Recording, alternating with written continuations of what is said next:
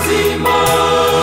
Afikapo katika wanyama aitwa Simba wa Yuda. Yehoshadai ni Mungu, ni Mungu kote kote yupo. Katika wafalme ni mfalme wa ajabu. Katika wanyama huitwa Simba wa Yuda.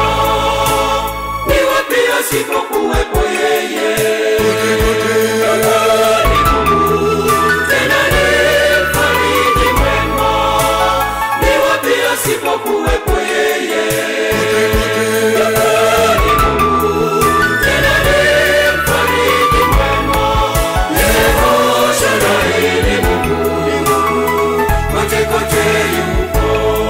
Katika wafalme ni mfalme wa ajabu. Katika wanyama huitwa Simba wa Yuda. Ni wapi asipokuwepo yeye? Ni Mungu tena ni mfariji mwema. Ni wapi asipokuwepo yeye? Ni Mungu tena ni mfariji mwema.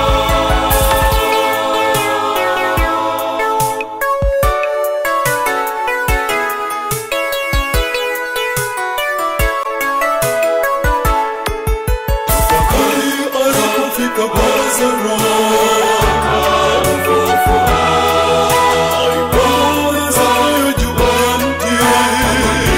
Ashuke chini